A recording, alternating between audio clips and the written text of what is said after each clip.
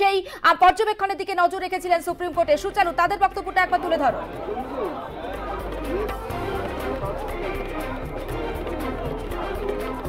জুলেখা, তোমাকে জানাই যে এই মুহূর্তে 1.5 ঘন্টা ধরে গোটা সাবমিশন, সুপ্রিম কোর্টের পর্যবেক্ষণ সবটা শোনা হয়। আমরা জানি ইতিমধ্যেই যে মঙ্গলবার পরবর্তী শুনানি, কিন্তু এরই মাঝে আদালতের একটা গুরুত্বপূর্ণ পর্যবেক্ষণ।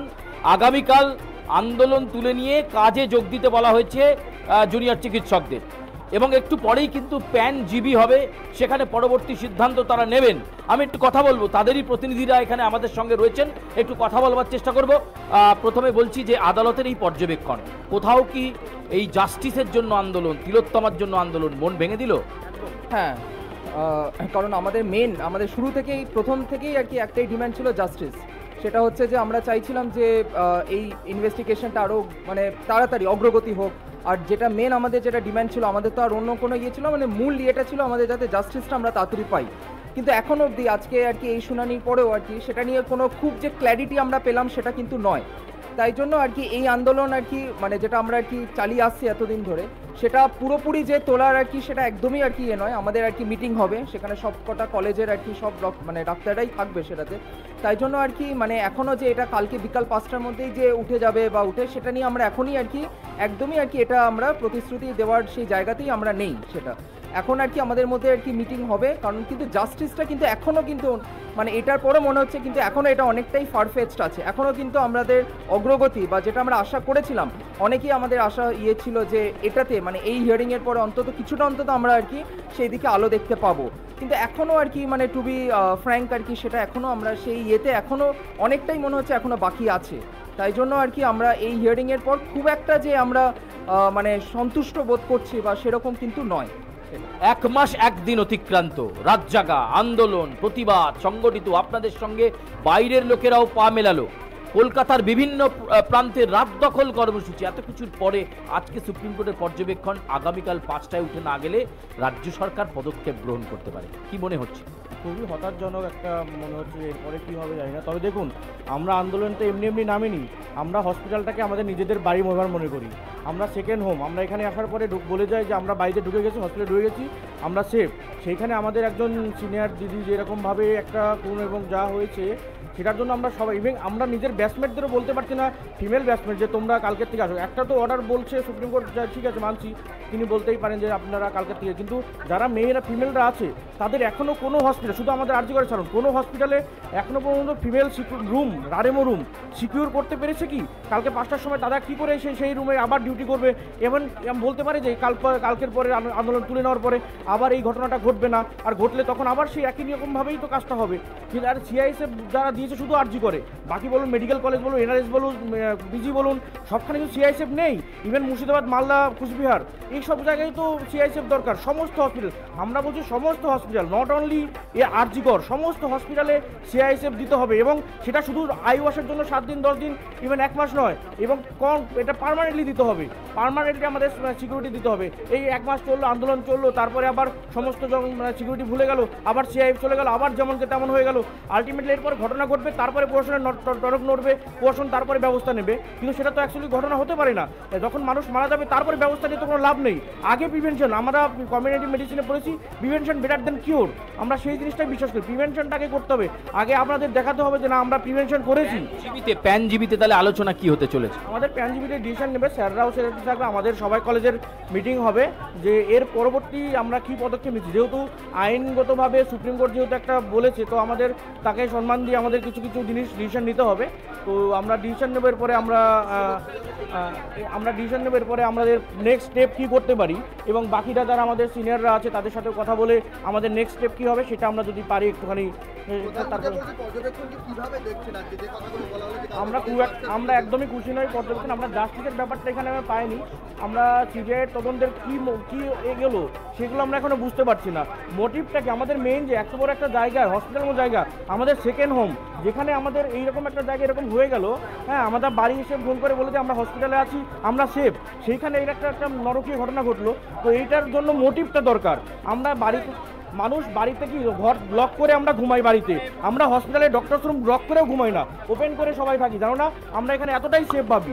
সেইখানে যদি এরকম হয় আমরা ফিউচার প্রজন্মকে কি বলে যাব যে তোমরা কি করে ডিউটি করবে, আমাদের জুনিয়ররা কি বলবে? আপনাদের তো কাল বিকেল 5টার মধ্যে কাজে যোগ দেওয়ার পরামর্শ বলুন। সেটা আমরা প্যানজিবি মিটিং হবে, তারপরেই ঠিক হবে কি হবে না হবে। সময়ের মধ্যে 23 জনের মৃত্যু। দেখুন মানুষের তো মৃত্যু এর আগেও হতো, এমন তো নয় যে আমরা সিজক করতে শুধু জুনিয়র ডাক্তাররা, আমাদের সিনিয়র স্যারেরা সারা দিন রাত কিন্তু পরিশ্রম করছে, ইভেন তারা প্রতিটা পেশেন্টকে অ্যাটেন্ড করছে। এমন কোনো পেশেন্টকে আনঅ্যাটেন্ড হয়েছে কেউ দেখাতে পারবে না কোনো পেশেন্টকে একটা আনঅ্যাটেন্ড হয়েছে। এবং মৃত্যুটা পরিকল্পিত মৃত্যুটা হতেই পারে মানুষের কী কী অসুখের জন্য মৃত্যু অনেক ক্ষেত্রে হয়, শুধু এই সিজক জুনিয়র ডাক্তাররা করছে, সিনিয়র ডাক্তাররা কিন্তু সবাই কাজ করছে এবং প্রতিটা পেশেন্টকে অ্যাটেন্ড করছে। আপনারা কেন মনে করছেন আপনাদের কথা শোনা হলো? আমরা দেখুন আমাদের যে ডিমান্ডগুলো ছিল, উনি তো আমাদের ডিমান্ডগুলো ছিল হচ্ছে সিকিউর করা, যে সিকিউরিটি রুম, প্রপার সিকিউরিটি, কিন্তু প্রপার সিকিউরিটি বলতে সিআইতে শুধু আর্জি করে দেওয়া হলো, বাকি মেডিকেল কলেজগুলো কী দোষ করলো? বাকি মেডিকেল কলেজগুলো তো সিকিউরিটি দরকার ছিল, এবং এই সিকিউরিটি কতদিন থাকবে তার কোনো রিটার্ন ভার্সন আমরা পাইনি। সিকিউরিটি শুধু 7 দিন, 10 দিন, 1 মাস, 2 মাস, 5 মাস, 10 মাস, নাকি 1 বছর তারপরে তুলে নেওয়া হবে? এইভাবে একটা রিটার্ন অর্ডার আই থিঙ্ক দেওয়া দরকার ছিল, যে হলো পার্মানেন্টলি সিআইএসএফ সার্ভেলেন্স থাকতে হবে প্রতিটা গভর্নমেন্ট মেডিকেল কলেজগুলোকে, যেখানে জুনিয়র ডাক্তাররা এইভাবে কাজ করে অক্লান্ত পরিশ্রম করে। পুলিশের নিরাপত্তার ক্ষেত্রে রাজ্য পুলিশ থাকা। আমি আবার যাব জুলেখা, এই মুহূর্তে আমি আবার বলবো যে এই মুহূর্তের ছবিটা আমি আরও একবার তুলে ধরবো। ডাক্তারদের একটা বড় অংশই কিন্তু অনেক হতাশ এবং তারা মেনে নিতে পারছেন না এই সিদ্ধান্ত। তুমি আবার শোনো যে কি বলছেন তারা। জিনিসটাকে নিয়ে কতটা টাইম পে টাইম এরকম চলবে, এই জিনিসটা আমরা চাইছি দ্রুত আমাদের একটা দিদি বিচার হোক, এবং তারপর কিন্তু আমাদের তো একটা আশ্বাস দিবে, আমাদের দীর্ঘ হসপিটাল কোথাও বন্ধ নেই, বারবার বলছি হসপিটাল কিন্তু কোথাও বন্ধ নেই, আমাদের সিনিয়র ডাক্তাররা সবাই কিন্তু কাছে প্রতিটা পেশেন্ট। আদালত বলছে, এবং আদালত তো জানে না হসপিটালের ব্যাপারটা, আদালতকে এসে তাহলে দেখতে হবে হসপিটাল বন্ধ আছে কিনা, প্রতিটা পেশেন্টের কাছে খোঁজ নিতে হবে। আপনি দেখুন প্রতিটা পেশেন্ট, আপনি কথা বলুন যে ওয়ার্ডে পেশেন্ট যারা আছে কোনো আনঅ্যাটেম পেশেন্ট আছে কিনা, কোনো পেশেন্ট তো আনঅ্যাটেম নেই, সব পেশেন্টকেই দেখা হচ্ছে, কোনো পেশেন্ট বলতে পারবে না আমাদের চিকিৎসা নেই। ইভেন গোটা কয়েক 24টা মেডিকেল কলেজ আমি ভাবছি ওয়েস্ট বেঙ্গলে, বাকি সাব ডিভিশন ডিস্ট্রিক্ট হসপিটাল, সেখানে সমস্ত সিনিয়র ডাক্তার ইভেন রেসিডেন্টরা তারাও কাজ করছে। সমস্ত পেশেন্ট আনঅ্যাটেম কী করে বলতে পারে? আনঅ্যাটেম পেশেন্ট তো হওয়ার কথা না, এবং পেশেন্ট যে মারা যাবে না, এর আগের মাসে আপনি যদি সমীক্ষা করেন এর আগের মাসেও তো পেশেন্ট মারা গেছে, তার মানে এই নয় যে আগের মাসে এই মাসে 23 জন মারা গেল, তারা কি আনঅ্যাটেম মারা গেছে নাকি অ্যাটেম্প করার পরে তাদের ডিজিজ ঘটিত কারণে মারা গেছে? সেগুলো তো সেগুলো বলুক, সেগুলো করে বলুক যে না তদন্ত। আমার নাম ডক্টর সঞ্জয় সরকার, আর্জি করে চেস্ট ডিপার্টমেন্ট।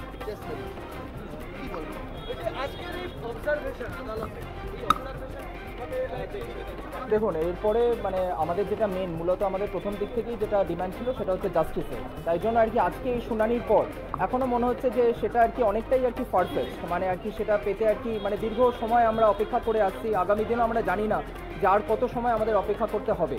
কিন্তু অ্যাট দ্য সেম টাইম যেটা এই যে কাজে যোগ দেওয়ার যে ব্যাপারটা উঠে আসছে, সেটা আমাদের এখন একটা ইন্ট্রা কলেজ যেটা জিবি মিটিং আমরা বলি, তো সেই মিটিং একটা হবে। তারপরে আমাদের একটা প্যান জিবি যেটা বিভিন্ন কলেজের মাধ্যমে যে মিটিংটা হয় সেটাও কন্ডাক্টেড হবে। তারপরে যারা আরডিএ মেম্বার্স আছে বা যারা আমাদের সবার রিপ্রেজেন্টেটিভ আছে, সব সবার সাথে আলোচনা করে আমাদের পরবর্তী পদক্ষেপ কী হবে সেটা জানানো হবে। সেটা একটা বলেছে, কিন্তু আমাদের মিটিং যতক্ষণ না হবে, কারণ এরকম তো নয় যে রাতারাতি কালকে বিকাল 5টার মধ্যেই পুরোটা উঠে যাবে। তাৎক্ষণিক প্রতিক্রিয়াটা কি আপনারা শুনছিলেন? শোনার পর তাৎক্ষণিক প্রতিক্রিয়াটা আমরা কিছুটা অংশে ডেফিনেটলি আমরা হতাশ হয়েছি, কারণ আমাদের একটা ছিল যে জাস্টিসটা আমরা কিছু একটা আমরা একদিকে একটা আলো আমরা দেখতে পাবো যে আর কতদিনের মধ্যে, কিন্তু সেটা আমরা পুরোপুরি সেটা এখনো পাইনি। আর আরেকটা যেটা এই যে কাজে যোগ দেওয়ার ব্যাপারটা, সেটা আমাদের এখন দেখতে হবে, মিটিং কন্ডাক্টেড হবে, মিটিংয়ে যেটা ডিসাইড হবে সেটাই জানানো হবে। এই রোগী পরিষেবার ব্যাপারটা বলা হচ্ছে, 23 জন মৃত্যু হয়েছে সময়কালের বলা হচ্ছে, খুবই সেন্সিটিভ বিষয় যে কথাগুলো বলা হচ্ছে, ডাক্তার হিসেবে সেগুলো তো অস্বীকার করা যায়।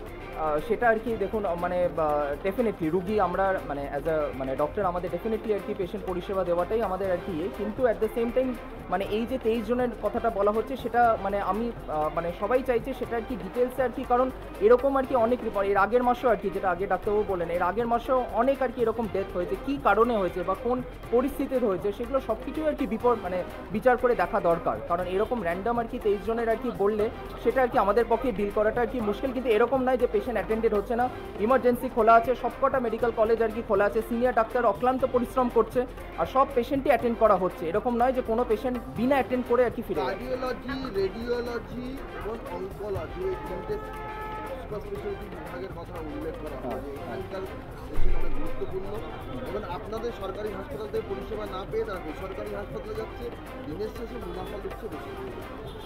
দেখুন, কার্ডিওলজি যেগুলো আর কি বলা হলো, কারণ এই মানে সবকটা সরকারি হসপিটালে আমরা জানি যে কার্ডিওলজি, রেডিওলজি এগুলো খুব গুরুত্বপূর্ণ একটা বিভাগ, কিন্তু এখানেও কিন্তু সিনিয়র ডাক্তাররা কিন্তু মানে পরিষেবা দিচ্ছে, কোনো কিছু কিন্তু বন্ধ নেই, সবকটা ডিপার্টমেন্টই খোলা আছে, তারা অ্যানজিওগ্রাফিও আর কি হচ্ছে, তাই জন্য এরকম কিন্তু নয় যে কোনো ডিপার্টমেন্ট, সব ডিপার্টমেন্ট বন্ধ আছে বা এগুলোতে পেশেন্ট পরিষেবা পাচ্ছে না। তাই জন্য হ্যাঁ, হতে পারে হয়তো যে প্রাইভেট হসপিটালসের ওপর একটি চাপ পড়ছে, কিন্তু এরকম নয় যে সরকারি জায়গায় সব বন্ধ আছে, সরকারি জায়গায় সবই খোলা আছে।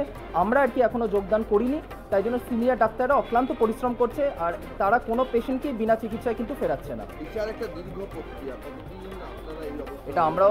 এটা আমরাও জানি না, এটা আমরাও মানে 1 মাস ধরে আমরা অপেক্ষা করে আসছি, আরও আগামী দিনও আমরা অপেক্ষা করে থাকবো, কিন্তু বিচারটা যেন আমরা পেয়ে মানে থাকি আর বিচারটা যেন আমরা নিয়েই যাই এখান থেকে, সেটাই হচ্ছে আমাদের কাম্য। Roni Chakraborty, chest medicine department, second year, PGT. তুমি একেবারে শুনলে জুলেখা, এই মুহূর্তে যে চিকিৎসকদের একটা বড় অংশ কিন্তু অনেকটাই তারা হতাশ, এবং তারা বলছে এইভাবে হঠাৎ করে বললে আন্দোলন তুলে নেওয়ার কথা। আজকে তারা প্যানজিবিতে বসবেন, সেই প্যানজিবিতে গুরুত্বপূর্ণ কয়েকটা বিষয়ে আলোচনা হবে। মৌলিক যে দাবি, উই ডিম্যান্ড জাস্টিস, এবং জাস্টিস সহ যে একাধিক দাবি, সেই দাবি না মেটা পর্যন্ত তারা তো উঠবেন না বলেছিলেন। কিন্তু সুপ্রিম কোর্ট, দেশের শীর্ষ আদালতের যে পর্যবেক্ষণ, আগামীকাল বিকেল 5টার মধ্যে জুনিয়র ডাক্তারদেরকে তুলে নিতে হবে এই আন্দোলন এবং তারপর তাদেরকে কাজে যোগ দিতে হবে। তারা বলছেন যে 23 জন যে মৃত্যুর একটা পরিসংখ্যান দেওয়া হয়েছে আজকে আদালতে, তারা বলছেন সিনিয়র ডাক্তাররা, যেহেতু জুনিয়র ডাক্তাররা আন্দোলন রয়েছেন, সিনিয়র ডাক্তাররা দিনরাত এক করে তারা পরিশ্রম করছেন, এবং এক্ষেত্রে কিন্তু অনেকেই বলছেন যে তারা সার্ভিস দিচ্ছেন না বলে সমস্ত ডাক্তার সমাজ বসে রয়েছে, এমনটা নয়। সিনিয়র ডাক্তাররা তারা অ্যাটেন্ড করছেন, কেউ আনটাচ নেই, প্রত্যেকটা রোগীকেই অন্তত দেখার চেষ্টা করা হচ্ছে, এমনটা বলা হচ্ছে জুনিয়র চিকিৎসকদের তরফে। কিন্তু এই মুহূর্তে যদি দেশের শীর্ষ আদালত বলে যে আগামীকাল বিকেল 5টার মধ্যে জুনিয়র চিকিৎসকদেরকে আন্দোলন তুলে দিতে হবে, তাহলে এর থেকে হতাশাজনক কিছু হতে পারে না বলেই বলছেন চিকিৎসকদের একটা বড় অংশ। একটু পরেই তারা প্যানজিবি ডাকছেন, সেই প্যানজিবিতে সিদ্ধান্ত হবে যে পরবর্তী পদক্ষেপ কি, আন্দোলন তুলে নেওয়া নাকি ফের আন্দোলনে বসে থাকা। কারণ এক্ষেত্রে সুপ্রিম কোর্ট গুরুত্বপূর্ণ পর্যবেক্ষণে বলেছে আগামীকাল বিকেল 5টায় আন্দোলন তুলে না নিলে রাজ্য সরকার ব্যবস্থা গ্রহণ করতে পারে। ফলে সেদিকে তাকিয়ে এই মুহূর্তে প্যানজিবি ডাকার একটা সম্ভাবনা প্রবল তৈরি হয়েছে। হয়তো আর কয়েক ঘন্টার মধ্যেই সেই প্যানজিবি ডাকা হবে এবং সেই জিবি মিটিংয়ের মিনিটস তৈরি হবে, এবং তারপর সাংবাদিকদের মুখোমুখি হয়ে জুনিয়র চিকিৎসকরা তাদের সিদ্ধান্ত কি জানান, কারণ তাদের কাছে ডেডলাইন আগামীকাল বিকেল 5টায় তুলে নেওয়া এবং নিয়ে কাজে যোগ দেওয়া। ফলে এক্ষেত্রে তারা কি করবেন সেটা খুব গুরুত্বপূর্ণ বিষয়। তুমি একটু আগেই দুজন চিকিৎসক প্রতিনিধির দীর্ঘ বক্তব্য শুনেছো, আর+ নিউজের দর্শকরা সেই বক্তব্য শুনেছে। তাহলে কোন পথে তিলোত্তমার বিচার আসবে, এই প্রশ্ন কিন্তু জুনিয়র চিকিৎসকরা বলছেন, এবং তাদের বক্তব্য কেন তারা আন্দোলন তুলে দেবেন, কেন তারা আন্দোলন তুলে নিয়ে যাবেন। সুপ্রিম কোর্ট এই পর্যবেক্ষণ দিয়েছেন, তাদেরকে খুব হতাশাজনক পরিস্থিতির মধ্যে যেতে হচ্ছে। জিবি মিটিংয়ে যে সিদ্ধান্ত হবে, সেই প্যানজিবি মিটিংয়ে সমস্ত বিভাগীয় থেকে প্রতিনিধিরা উপস্থিত থাকবেন। সেই বৈঠকে জুনিয়র চিকিৎসকরা সিদ্ধান্ত নেবেন যে তাদের পরবর্তী পদক্ষেপ কি। ফের রাজপথে, ফের যে আন্দোলন মঞ্চের সামনে দাঁড়িয়ে আমরা লাইভ সম্প্রচার করছি সেখানে তারা বসে থাকবেন, নাকি তারা আগামীকাল যা ডেডলাইন রয়েছে সেই ডেডলাইনকে মান্যতা দিয়ে উঠে যাবেন, কাজে যোগ দেবেন। জুলেখা, একদম তাই। সুচারু, নজর রাখো, পরে আবারও তোমার সঙ্গে কথা বলছি। আপাতত তোমাকে ধন্যবাদ। তবে নিঃসন্দেহে আন্দোলনরত জুনিয়র চিকিৎসকদের যে আন্দোলন যে একটা ধাক্কা খেয়েছে, সেটা অন্তত দুজন ডাক্তার প্রতিনিধি যারা বললেন তাদের কথা থেকে স্পষ্ট, তারা কিছুটা হলেও হতাশ। কারণ তাদের সহপাঠী, তাদের সহকর্মীর বিচারের দাবিতে 1 মাস 1 দিন তারা আন্দোলন করছেন, রাত জাগছেন, প্রতিবাদ মিছিল করছেন, কিন্তু কোথাও গিয়ে শীর্ষ আদালতের যে পর্যবেক্ষণ, যে ডেডলাইন বেঁধে দেওয়া হয়েছে আগামীকাল বিকেল 5টার মধ্যে তাদেরকে আন্দোলন তুলে কাজে ফিরতে হবে, না হলে তাদের বিরুদ্ধে ভবিষ্যতে শাস্তিযোগ্য কোনো ব্যবস্থা নিতে পারে রাজ্য, তেমনটাও হুঁশিয়ারি দেওয়া হয়েছে কার্যত। তবে তারা এই আন্দোলন তুলে নেবেন নাকি আন্দোলন চালিয়ে যাবেন যতদিন না পর্যন্ত যে বিচারের দাবিতে তারা লড়াই করছেন সেই বিচার পাচ্ছেন, এবং সেটা আর একটু পরেই তাদের প্যানজিবি মিটিং রয়েছে, সেই মিটিংয়েই তাদের আন্দোলনের পরবর্তী রূপরেখা কি হবে, এবং তারা কি আন্দোলন চালিয়ে যাবেন নাকি আন্দোলন এখানে স্থগিত করবেন সেটা অন্তত তারা স্পষ্ট করবেন। তবে কিছুটা হলেও তারা যে হতাশ হয়েছেন, কারণ তারা বলছেন যে এই হসপিটাল তাদের কাজের জায়গা, কোথাও গিয়ে তাদের সেকেন্ড হোম। বাড়িতে যখন আমরা থাকি তখন হয়তো দরজা জানলা ভালো করে লক করে থাকি, কিন্তু এই হাসপাতালে তারা মুক্ত মনে থাকতে পারেন। এবং সেই হাসপাতালে যখন তাদের একজন সহকর্মীকে এইভাবে নৃশংসতার শিকার হতে হয়, কোথাও গিয়ে তারা তার বিচারের দাবিতে এত জোরদার আন্দোলন করছেন। আজকে অনেকটা হলেও তারা আশা করেছিলেন যে শীর্ষ আদালতে হয়তো তদন্তের অগ্রগতির রিপোর্ট খুব ভালো হবে এবং বেশ ভালো রিপোর্ট জমা দেওয়া হবে কেন্দ্রীয় তদন্তকারী সংস্থার তরফ থেকে, কিছুটা হলেও তারা আশা হতো। আমি আরো একবার কথা বলবো আমাদের অপর প্রতিনিধি ষষ্ঠী চট্টোপাধ্যায়ের সঙ্গে। ষষ্ঠী, এই যে সওয়াল জবাব এবং সকাল প্রায় 11:15 থেকে শুরু হয়ে দীর্ঘ এই যে সওয়াল জবাব পর্ব চললো, সামগ্রিক বিষয়টা নিয়ে একবার নির্যাস জানতে চাইছি খুব সংক্ষেপে তোমার থেকে। দেখো, এবার প্রশ্ন উঠে আসছে, তাহলে কি আন্দোলনের অভিমুখ কি ঘুরছে?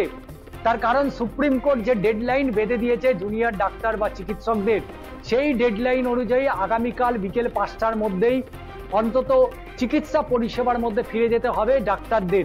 এবং শুধু তাই নয়, রাজ্য সরকারকে বেশ খানিকটা কিন্তু ক্ষমতা দিয়ে দিল সুপ্রিম কোর্ট, এবং সুপ্রিম কোর্ট এও বলে দিল যে ইতিমধ্যেই রাজ্যের স্বাস্থ্য দপ্তর যদি তারা প্রয়োজন মনে করে তাহলে বদলি পর্যন্ত করতে যেমন পারে।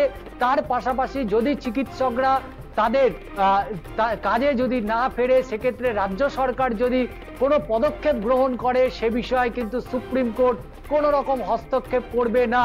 তবে রাজ্য সরকারকে এটাও বলা হয়েছে যে তাদের বিরুদ্ধে যাতে কোনো কড়া পদক্ষেপ গ্রহণ না করে সেটাও কিন্তু নিশ্চিত করতে হবে, এবং তাদের যে নিরাপত্তা সেই নিরাপত্তাও সুনিশ্চিত করতে হবে। আপাতত একটু তোমাকে থামাচ্ছে, এই মুহূর্তে আমাদের নজর রাখতে হচ্ছে মুখ্যমন্ত্রী মমতা বন্দ্যোপাধ্যায় সাংবাদিকদের মুখোমুখি হয়েছেন সেদিকে।